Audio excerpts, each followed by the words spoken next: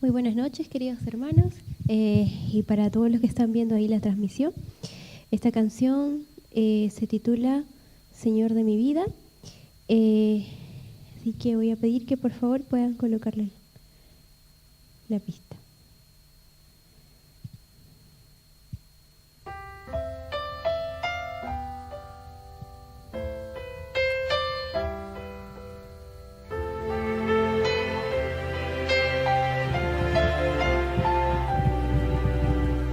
Señor de mi existencia,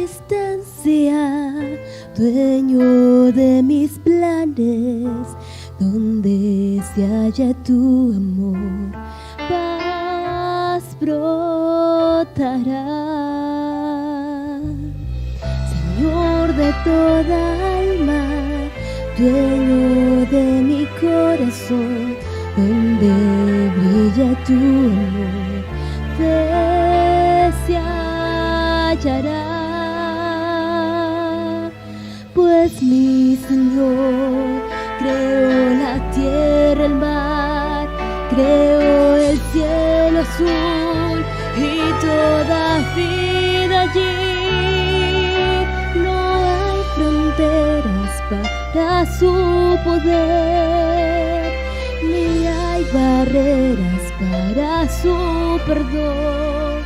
Solo falta que tú te entregues a Jesús. Señor del universo, Redentor y Salvador, donde llegue tu amor, luz brillará. Señor de toda vida, dueño de esperanza, donde se halla tu amor, quiero allí estar. Amén.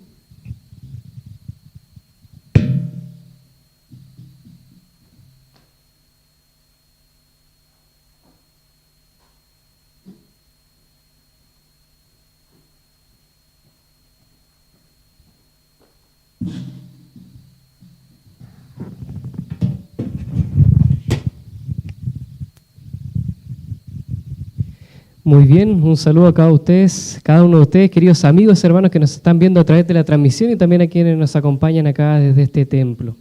Dios les bendiga, es un placer acompañarles, tener el privilegio de poder compartir con ustedes la palabra, ¿cierto?, durante esta semana, que sin duda será una semana donde vamos a poder estudiar la palabra de Dios, una semana donde también vamos a poder encontrarnos con nuestro Señor Jesús. Yo quiero, antes de comenzar el tema, quiero pedirles algo, una cosita, a quienes están acá, ¿cierto?, en el templo, y también a los amigos que nos están viendo a través de la transmisión. Les quiero pedir una cosa. Todos nosotros tenemos nuestro celular, ¿cierto? Vamos a hacer algo. Vamos a compartir la transmisión del día de hoy. Ese mismo link que quizás a ti te hicieron llegar, ese link que está en el grupo, les quiero pedir que ustedes también lo puedan compartir con otros amigos, con otras personas. Vamos a darnos un tiempo para poder compartir la transmisión del día de hoy, para que otras personas también puedan escuchar el mensaje que el Señor tiene preparado para nosotros. Así que les invito allí a que puedan aprovechar. Yo también estoy compartiendo aquí por mi estado de WhatsApp, por los grupos que tengo, para que otras personas también puedan escuchar el mensaje que el Señor tiene para nosotros en esta tarde, en esta noche. Muy bien. Antes de comenzar, como siempre lo hacemos, vamos a pedir la dirección de Dios para que Él pueda guiarnos en el estudio de su palabra. ¿Les parece? Vamos a orar. Oremos.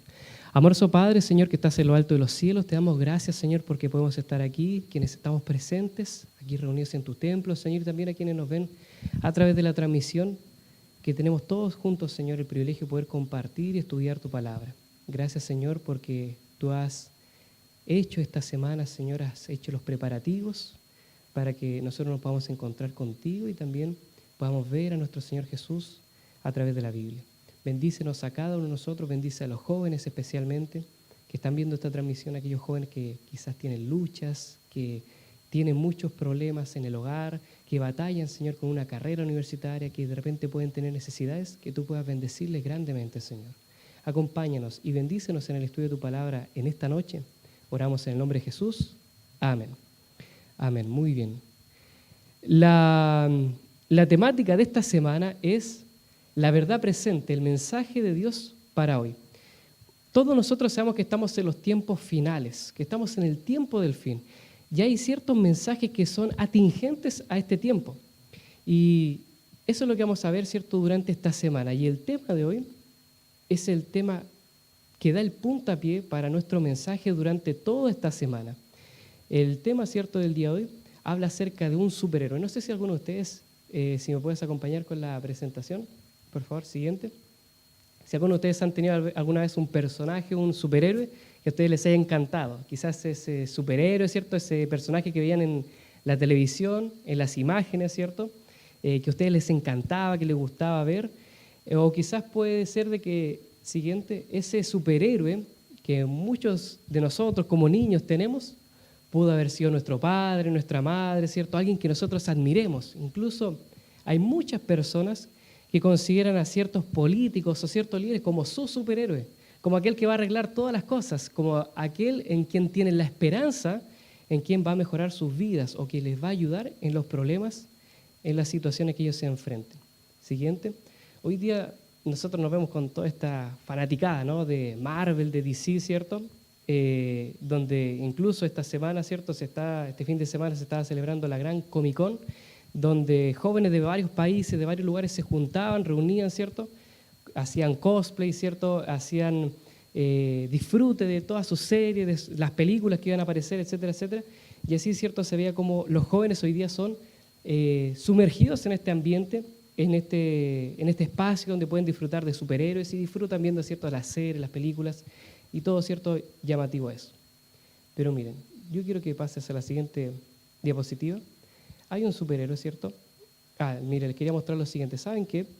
Tanto es la fanaticada, ¿cierto?, tanto es la emoción, la admiración que tienen las personas, que pueden tener incluso los jóvenes por los superhéroes, que la imagen que ustedes están viendo acá, la imagen que se presenta ahí en pantalla, es una revista o un cómic de DC Comics, ¿ya? Esta tiene una... En 2014 se vendió el primer cómic donde aparecía por primera vez Superman. El primer cómic donde apareció, ¿cierto?, Superman, se vendió una de estas copias, adivinen por cuánto, por nada más ni nada menos que $3.207.852. Imagínense, tal cantidad, especialmente hoy día que está subiendo el dólar por las nubes, tal cantidad, ¿cierto?, de dinero fue invertida solamente por tener una copia de este cómic. Qué increíble, ¿no? Cómo pueden llegar, ¿cierto?, la emoción, ¿cierto?, la fanaticada, ¿cierto?, de los jóvenes, o todas las personas que querían, ¿cierto?, tener ese cómic. Tanto, ¿cierto?, es la valía, ¿cierto?, el valor que le dan a estas cosas hoy día a nuestros jóvenes, la admiración que le tienen a estos personajes. Pero yo te quiero hablar hoy día de hoy, siguiente diapositiva, de un personaje que para mí, ¿cierto?, y para cada uno de nosotros debe ser nuestro más grande superhéroe, que sin duda es Jesús. ¿Quién es Jesús?, te preguntarás tú. Nosotros ya hemos estudiado, ¿cierto?, ya hemos visto acerca de Jesús en la historia, también a través de la Biblia, y sin duda Jesús tiene que ser el personaje principal, nuestro héroe personal en cada una de nuestras vidas. Al leer la Biblia tú te darás cuenta de que cada una de sus historias, en cada una de sus enseñanzas, Jesús es impresionante, es tremendo, es mucho mejor que cualquier otro superhéroe. Su poder sobrepasa al poder fanático, ¿cierto?, al poder fantasioso que puedan presentar los otros superhéroes de las películas, de la pantalla, ¿cierto?, etcétera, etcétera. Pero hay uno de los libros que aparece en la Biblia donde se muestra más el poder de Jesús. ¿Cuál creen ustedes que será? Este es el libro del Apocalipsis. El libro del Apocalipsis, saben que fue escrito el año 96 después de Cristo. Eso es como más o menos lo que se data, ¿no? ¿Y quién fue el escritor? El escritor, ¿cierto?, fue Juan. Siguiente diapositiva.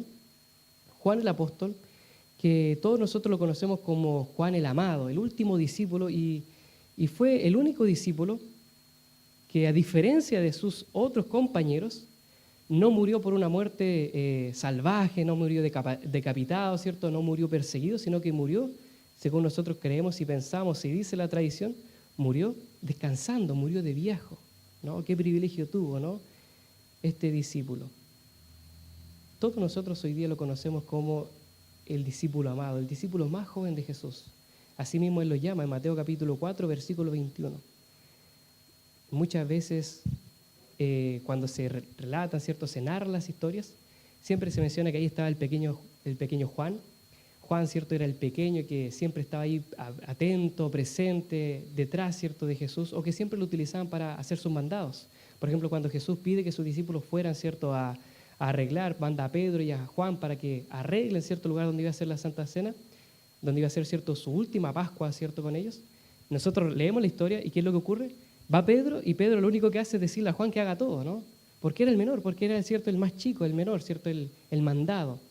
Pero sin duda, ¿cierto?, este discípulo llamó la atención de su maestro, de Jesús. En Marcos capítulo 3, versículo 17, nosotros podemos ver cuál era el sobrenombre que tenía él.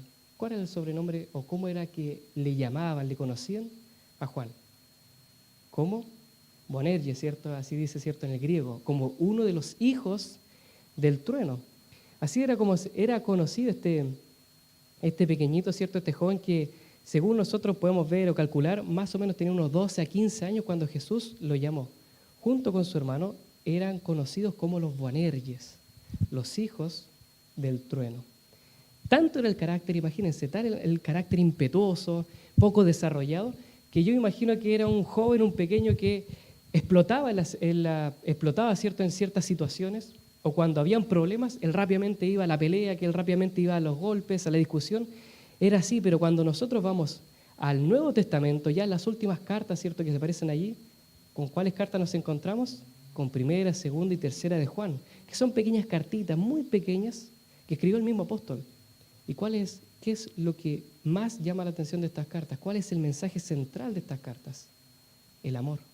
Allí donde nosotros encontramos versículos tan lindos como que el que conoce a Dios ama, ¿cierto?, porque Dios es amor. Y el que no conoce, ¿cierto?, a Dios no ama porque Dios es amor. Versículos tan hermosos, tan lindos que hablan acerca del amor de Dios, solamente fueron escritos, ¿cierto?, o principalmente fueron escritos por el apóstol Juan, porque él vivió esa transformación, pasó de ser ese pequeño joven impetuoso, que era rápido para la rabia, rápido para los golpes, a ser un discípulo amoroso, que incluso si nosotros vamos a la historia, vamos a la tradición, se nos dice de que él era un anciano muy querido en la iglesia, ¿cierto?, de Turquía, en la iglesia, ¿cierto?, de ese entonces.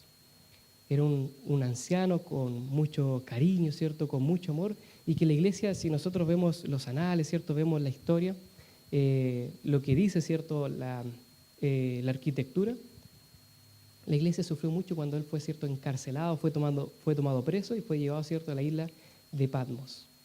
Muchas personas pueden pensar de que el libro de Apocalipsis es un libro difícil, complicado, por todos los símbolos que trae, ¿cierto?, por todos los mensajes que tiene, ¿cierto?, en código.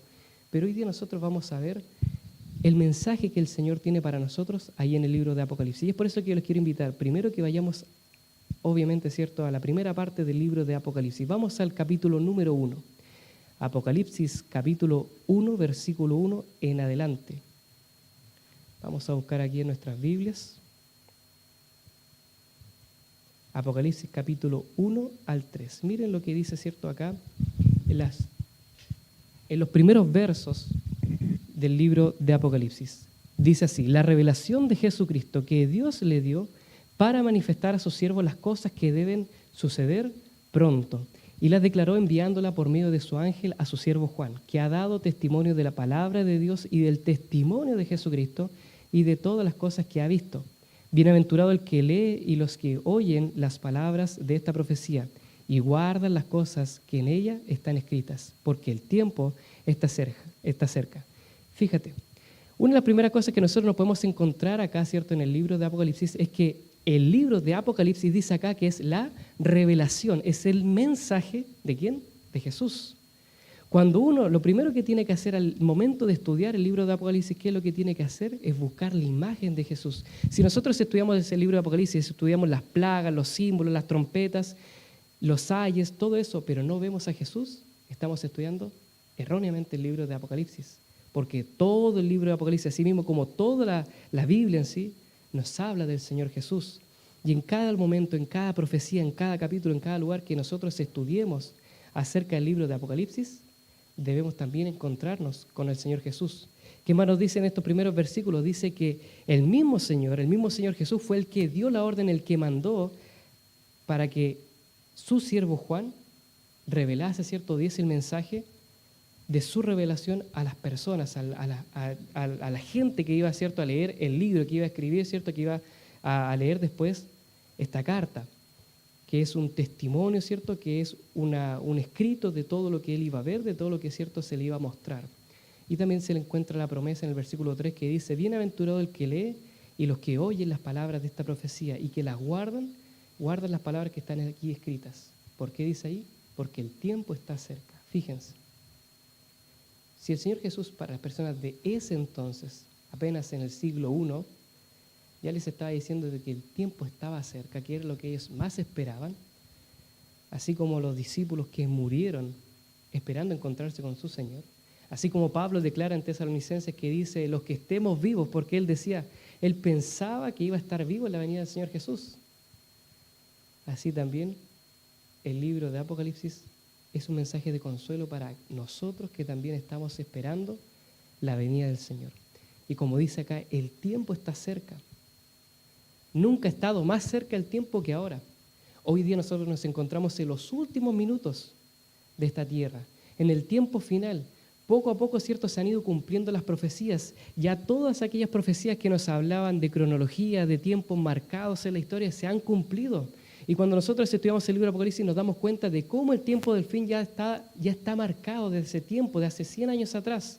Y cómo, ¿cierto?, faltan que unas pocas señales o que solamente unas profecías se cumplen para que se cumpla la más grande profecía que tú y yo esperamos, que es la bienaventurada esperanza de ver a nuestro Señor Jesús viniendo en la nube de los cielos.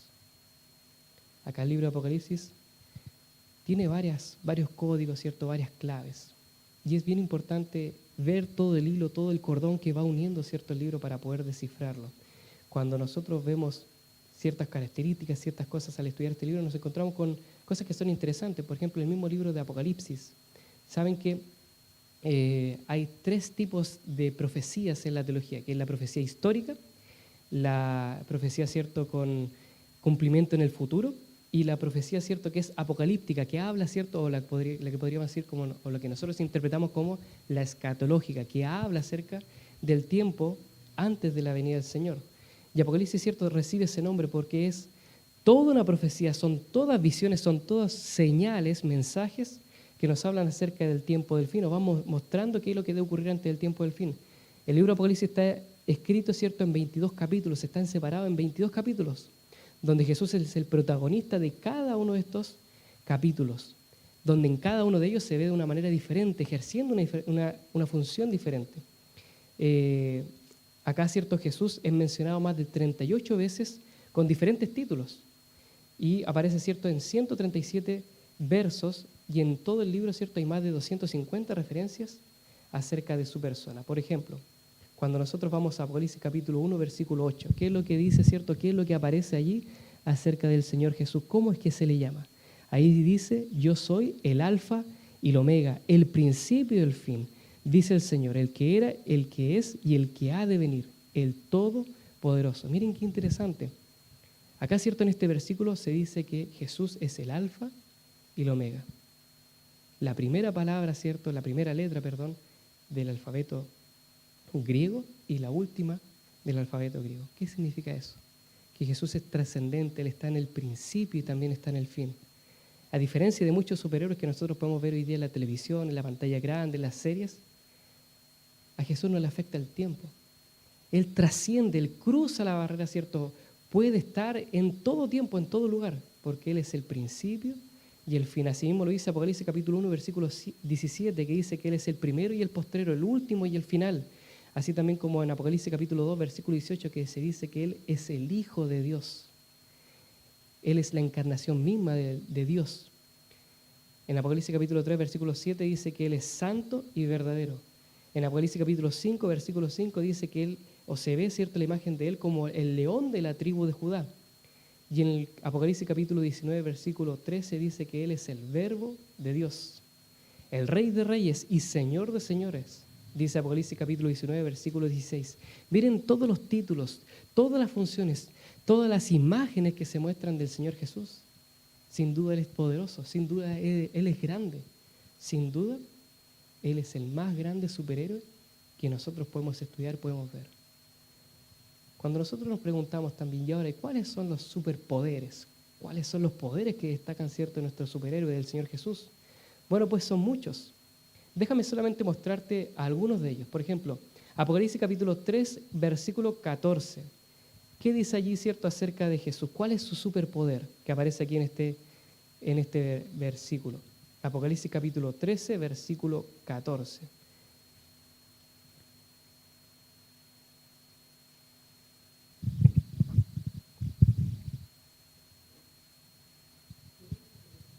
¿Ah? 3:14. Dice así: escribe al ángel de la iglesia de Laodicea, he aquí el amén, el testigo verdadero, el principio de la creación. Dice esto, fíjense, ¿qué dice ahí acerca de Jesús? Que Él es el principio de ¿qué? El principio de la creación. Cuando nosotros nos preguntamos, ¿cierto? ¿Qué fue lo que Dios creó primero? No sé si alguno de ustedes se ha hecho esa pregunta. Una de las primeras cosas que obviamente Dios creó es obviamente, cierto, a su Hijo. Si nosotros vemos, cierto, y estudiamos todo el Génesis, la creación de Dios fue hecha, cierto, la naturaleza, todo lo que nosotros vemos hoy día es a través de su Hijo Jesús. Por eso en el mismo libro de Colosenses dice que por medio de Él todo fue creado, por medio de Él todo fue hecho. Jesús es el principio de la creación. ¿Esto significa que Él acaso es un ser creado? No, sino que Él está desde el principio, que Él es la misma creación. Acá es cierto, la palabra que aparece aquí como principio, la palabra griega arché, significa originador, gobernante, es decir, que Él es el que gobierna realmente la creación. Si nosotros estudiamos, leemos este texto, que Él es el principio de la creación, deberíamos traducirlo, verlo bien como que Él es el originador, el gobernante, el creador de la misma creación. ¿Qué les parece? Interesante, ahí se van aclarando, cierto, nuestras dudas, que Él realmente Él es el creador. Él es el que creó, cierto, la tierra, el que creó la naturaleza, el que nos creó también a nosotros. Y también eso es lo mismo que dice el apóstol Juan. El mismo que creó el libro de Apocalipsis también lo escribe, cierto, en el Evangelio. En Juan capítulo 1, versículo 1 al 3 dice lo siguiente: en el principio era el verbo o la palabra, que debería ser traducido correctamente ahí, cierto, en vez de verbo, palabra, cierto, el logos, que es como aparece en griego. En el principio era la palabra, y la palabra estaba con Dios, y la palabra era Dios. Este estaba en el principio con Dios, y todas las cosas por medio de Él fueron hechas. Sin Él, nada de lo que había sido hecho fue hecho. Fíjense qué interesante. Cuando nosotros vamos al Génesis, ¿con qué nos encontramos? Cuando Dios crea la creación. ¿Qué dicen ahí los primeros versículos del Génesis? ¿Cómo fue que Dios creó la creación? A través de su palabra. Porque Dios dijo, sea la luz, y fue la luz. Sepárense las aguas, y se separaron las aguas. Aparezca, cierto, la tierra, y apareció, cierto, la tierra en medio de las aguas. Y si nosotros vamos más al estudio, cierto, en realidad Dios no es que dijo sea la luz, sino que Él dijo luz y apareció la luz. Él dijo aguas y las aguas aparecieron. Él dijo tierra y la tierra apareció. Miren qué interesante. A Dios solamente le bastaba decir una palabra para que las cosas fueran creadas, para que fuesen hechas. Y lo que nos dice acá el evangelista, ¿cierto? Lo que nos dice el apóstol Juan, es que ¿quién era la palabra? Era Jesús. Jesús era el verbo, Jesús era la palabra, Jesús era el logos. Era la palabra de Dios, era el que iba formando todo, el que iba, cierto, construyendo, era el que tenía el poder de poder formar toda la creación. Ya sabemos que nuestro superhéroe es el creador. Ahora hablemos algunos de sus atributos. ¿Sabías que todos los nombres y títulos que nuestro Jesús adoptó en el Apocalipsis, en cada uno, cierto, de ellos, hay uno que es su preferido? ¿Sabían eso de ustedes? Que hay un nombre que a Jesús le gusta, que a Jesús le encanta. ¿Cuál podría ser? Aunque a ustedes les parezca extraño, un nombre que más se repite, que más aparece, cierto, en el libro de Apocalipsis, es el siguiente, miren, referente a Jesús, haciendo, cierto, una imagen acerca de Jesús. Es Cordero. ¿Sí? ¿Saben que la palabra Cordero es la que más aparece en el Apocalipsis haciendo referencia a Jesús? Qué interesante cuando de repente a los superhéroes les gusta que le llamen por su nombre, que le digan Superman, Shazam, Batman, que le llamen así, ¿no? Que le llamen por su nombre. Cuando uno llama al superhéroe, el superhéroe aparece. Cuando aparece, cierto, las imágenes, cuando aparece ahí, cierto, los nombres de Capitán América, Iron Man, les encanta, les gusta. En cambio, el nombre que prefiere recibir Jesús, dentro de todos los nombres que a Él le gustan, ¿cierto? Dentro de todos los nombres que son referidos a Él, el nombre que más le gusta, lo podemos deducir porque es el nombre que más aparece en Apocalipsis, es Cordero. La palabra Cordero aparece 28 veces en el Apocalipsis. Qué interesante. ¿Cómo es un cordero? Es manso, es quieto, es tranquilo, ¿cierto? Está allí, ¿cierto? Es pequeño. A diferencia de las otras imágenes que puedan aparecer, de león, ¿cierto? De otros animales, ¿cierto? De otras imágenes. A Jesús, ¿cierto? Le gusta mostrar esa imagen de un cordero. Porque se asemejó también a nosotros. Cuando Él estuvo acá en la tierra, Él fue un cordero entre corderos. Se hizo cordero para estar entre nosotros. Y Jesús tuvo que volverse frágil, tuvo que pasar hambre, tuvo que pasar pena, lloró cuando estuvo acá en la tierra, mostrándonos de que Él también pasó por esa fragilidad, por esa vulnerabilidad que también nosotros experimentamos. Por lo tanto, Jesús no es un superhéroe, ¿cierto? No es alguien que está ajeno a nuestro dolor, a nuestro sufrimiento, sino que Él estuvo más presente que nunca en el dolor del ser humano. Porque Él sintió esas cosas que tú y yo también sentimos. El sentirse solo, el ser despreciado, el que te hieran, el que te juzguen. Jesús también lo pasó. El que te maltraten. Todo eso el Señor Jesús también lo pasó. Así que no llegues a pensar, no pienses de que quizás Jesús no puede sentir tu dolor. Cuando en esos momentos tú estás sola, cuando tú estás sufriendo, solamente hay una persona, hay un superhéroe que puede decir, yo también sentí lo mismo. Y ese es Jesús.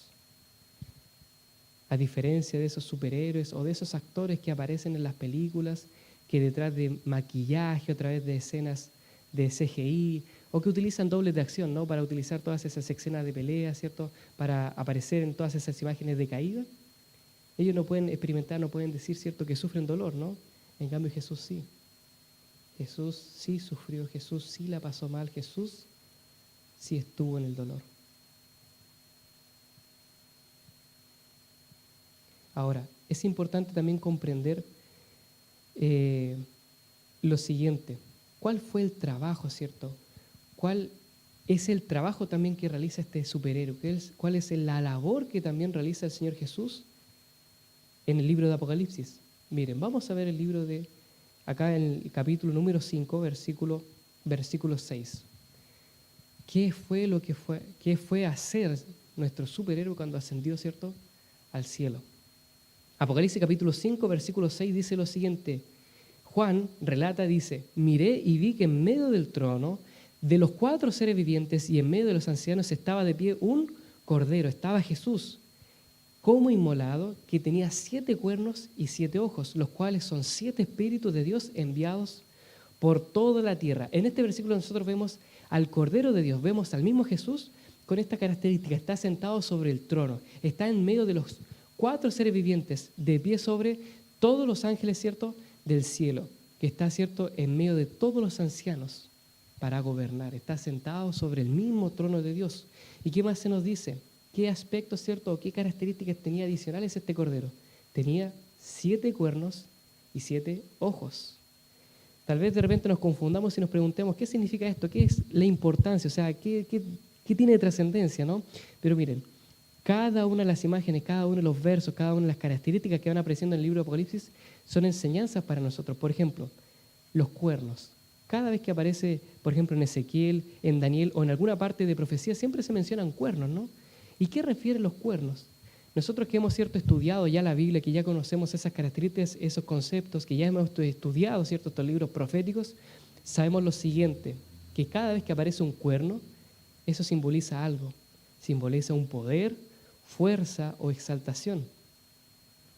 Si tú no lo crees, ¿cierto? Busca ahí los versículos que se encuentran en Éxodo capítulo 27, versículo 2, Deuteronomio capítulo 33, versículo 17, o Números 23, capítulo 23, versículo 22, donde ahí va mostrándose la interpretación, se va mostrando la misma Biblia de que eso es lo que significan los cuernos. Poder, fuerza, exaltación. Asimismo también los ojos. ¿Por qué este cordero tiene varios ojos? Dice que los ojos en la Biblia, en la profecía, son un símbolo de conocimiento y sabiduría, según lo que dice Salmos capítulo 24, versículo 15, y 1 de Pedro capítulo 3, versículo 12. Por otro lado, la Biblia también aparece muchas veces, ¿cuál número? En el libro de Apocalipsis, el número 7. Normalmente nosotros creemos, ¿cierto?, que el número 7 es un número de perfección, ¿no? Nosotros que estamos acostumbrados a, cuando vamos al colegio, las notas siempre están desde el 2 al 7, y recibir una nota 7 es tener la máxima calificación, la mejor nota, ¿no? Nosotros pensamos erróneamente de que el 7 es perfección, pero en realidad cada vez que aparece el número 7 en Apocalipsis, en la Biblia, en la profecía, simboliza lo siguiente, simboliza plenitud, algo completo, algo íntegro. Y asimismo también el número 6 significa eso, que está incompleto, que no está íntegro, ¿ya? Que falta todavía. El número 7, que es el número con el cual se muestra muchas veces al Señor, simboliza algo completo, algo, ¿cierto?, íntegro. También podemos llegar a pensar de que los ojos que tiene, ¿cierto?, el Señor Jesús, que aparecen, ¿cierto?, aquí de este Cordero, que tenía 7 ojos, también pueden simbolizar lo siguiente. Pueden simbolizar la omnipotencia o la omnipresencia, ¿cierto?, del Señor, porque con sus ojos puede ver todo lo que hay acá en la tierra. No hay ninguna cosa que se escape al Señor. Por más de que nosotros nos escondamos, o por más de que nosotros no queramos que nadie nos vea, el Señor es aquel que nos puede ver aún en la noche más oscura, aún en el lugar más recóndito de la tierra. Donde quiera que tú vayas, el Señor siempre te va a ver. El Señor siempre va a estar allí, pendiente, atento a tus necesidades, viendo qué es lo que te falta, viendo cómo sufres, queriendo que tú cambies esa vida que llevas. No hay nada, ninguna acción, ninguna cosa que tú hagas que se escape de los ojos del Señor. Como pueden ver, son grandes los poderes del Señor Jesús, ¿no? Son grandes los poderes que aparecen de este superhéroe. Ahora, ya para ir finalizando, Apocalipsis nos dice lo siguiente. Apocalipsis capítulo 5, versículo 9 y 10 nos dice lo siguiente también. Cuando ya se abre, ¿cierto?, la adoración celestial, fíjense en cuáles son los versos, cuáles son las palabras que utilizan aquí los seres celestiales para adorar, para declarar, ¿cierto?, el honor, ¿cierto?, el poder del Señor. Dice, digno eres tú de tomar el libro y de abrir sus sellos, porque tú fuiste inmolado y con tu sangre nos has redimido para Dios, de todo linaje, de toda lengua, pueblo y nación. Nos has hecho para nuestro Dios un reino y sacerdotes, y reinaremos sobre la tierra. Fíjense, el poder que recibe el Señor Jesús no es solamente para Él. Cuando Él está sentado en el trono, no está sentado solo, sino que también nos invita a nosotros a sentarnos junto a Él en el trono para poder gobernar. El Señor no es un señor, un rey que es dictador, no es alguien que solamente a Él le gusta el poder, sino que también comparte el poder que ha recibido con nosotros. También ese poder que Él ha recibido por su vida, por su sacrificio, lo quiere compartir con cada uno de nosotros. Y también ahí están esos atributos, esas cosas como también la felicidad eterna, como la vida eterna, como la salud íntegra, que son cosas que el Señor también quiere compartir con nosotros. Aquí quienes declaran, ¿cierto?, los 24 seres, ¿cierto?, que aparecen los 24 ancianos, dicen que Él es el único digno de abrir el libro o el rollo que aparece allí, ¿cierto?, en el capítulo 5, y de desatar o abrir sus sellos. El Señor es el único que puede hacer aquello que nadie más puede. Él es el único que con su sangre nos puede redimir. Él es el único que, a pesar de que hayan culturas, a pesar de que hayan diferentes reinos, a pesar de que vivamos en diferentes lugares, el Señor a todos nos puede juntar, nos puede limpiar y nos puede, ¿cierto?, llevar para el reino de Dios. Él es el único que tiene el poder de tomarnos a nosotros, que somos pecadores, los seres más malos de toda la creación, los seres que han cometido las peores faltas delante del Señor, y convertirnos en un reino de sacerdotes.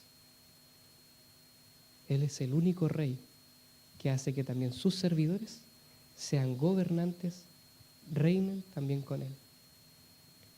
Jesús fue sacrificado por ti y por mí. Y nosotros debiésemos hoy día estar agradecidos por su gran sacrificio. Él es el gran superhéroe que todos nosotros buscamos en nuestra vida.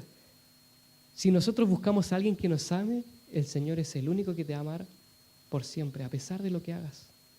Si buscas un superhéroe que esté allí siempre atento, que pueda escuchar tus plegarias, el Señor Jesús es el único que te va a escuchar donde quiera que estés, por más bulla que haya en el mundo o que estés alejado, aún allí Él te puede encontrar. Él aún allí te ve cuando tú estás sufriendo. Él es el superhéroe, ¿cierto? El gran héroe que todos nosotros necesitamos. Él es el testigo fiel, el primogénito de los muertos, el soberano de los reyes de la tierra. Como dice Apocalipsis capítulo 1, versículos 5 al 6. El que nos ama, el que nos ha lavado nuestros pecados con su sangre y el que también nos hizo reyes y sacerdotes para Dios, para el Padre. Que a Jesús sea la gloria, el imperio y el reino por los siglos de los siglos. Para ya ir finalizando, quiero contarles lo siguiente. John Franco, dice acá, necesitaba de un superhéroe que viniese a su rescate. Siendo un niño perdido, él se había convertido en huérfano, ya que sus padres habían muerto en un terrible accidente. Y debido a esta tragedia, tuvo que vivir con sus abuelos. A la edad de 17 años, abandonó su hogar y viajó al condado de Brooklyn, en Nueva York. Estando allí, se hizo miembro de una pandilla y con apenas unos 20 años fue sentenciado a 2 años de cárcel por robo a mano armada. Y ese era solamente uno de los varios delitos que ya había cometido, era solamente el delito por el cual lo pillaron, porque hizo muchas otras cosas peores. Y cuando estaba allí en prisión, él cayó en una profunda y terrible depresión por todo lo que de allí veía. Y a los 22 años recibió la libertad condicional. Fue libre. Ya había cometido había pasado su sentencia y fue libre, pudo volver a casa, pero lamentablemente el uso de las drogas, el alcohol y sus recaídas hicieron que nuevamente volviese, ¿cierto? Y no pudiese salir de aquella depresión que había tomado, ¿cierto? Que había llegado mientras estaba allí en la cárcel. Por lo tanto, tuvo que ser internado en un centro de tratamiento y salud mental. Allí en ese centro no tenía dónde ir, así que terminó siendo un vagabundo. Este joven, imagínese, sufrió, ¿cierto? Su vida se destruyó y poco a poco, ¿cierto? Fue muriendo producto de las cosas que él mismo hacía. No vivió, ¿cierto?, con sus padres, abusó de las drogas, cometió, ¿cierto?, muchos crímenes y pudo, ¿cierto?, constantemente, ¿cierto?, era visto en las calles, ¿cierto?, ya como un hombre, ¿cierto?, una persona, ¿cierto?, que no tenía buen parecer, una víctima de la sobredosis, una víctima, ¿cierto?, lo que el mundo puede hacer, de cómo, ¿cierto?, las drogas, el pecado puede, ¿cierto?, inundar y destruir tu vida. Pero allí John necesitaba sin duda desesperadamente, ¿cierto?, a alguien que le ayudase.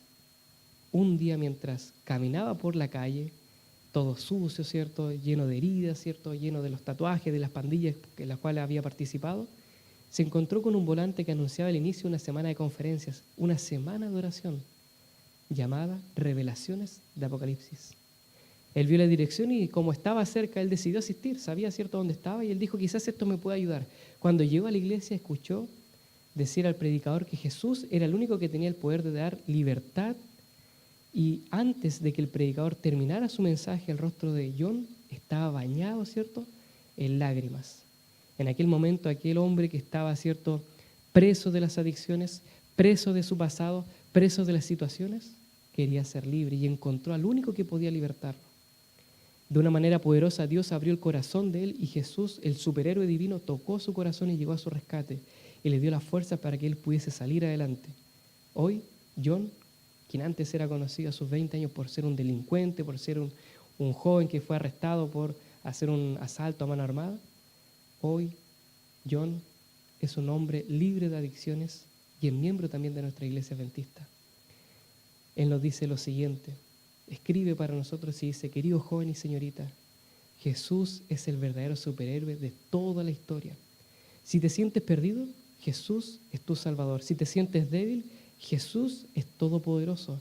Si estás confundido y no sabes qué camino seguir, Jesús es aquel superhéroe que todo lo sabe. Si te sientes derrotado y sin esperanza, Jesús es tu Dios creador. Ven y rinde tu vida al verdadero superhéroe de la historia, a Jesús, el único héroe, el único superhéroe que nosotros debemos rendir toda nuestra vida.